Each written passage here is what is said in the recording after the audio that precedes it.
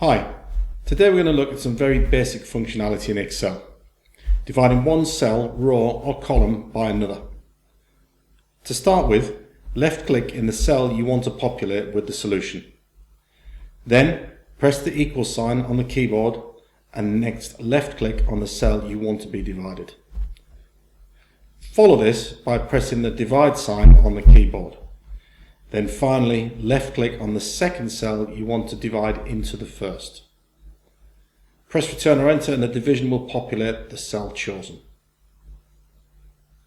If you've got two columns of data that you want to divide into each other, simply perform the division we've just run through, then highlight the cell with the result in it, move the cursor over the bottom right corner until a small plus sign appears, then drag this down to the bottom row of the two columns of data.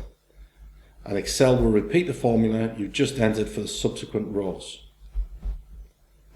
Were your data in rows rather than columns, follow the same procedure, performing the division on the first column of the two rows,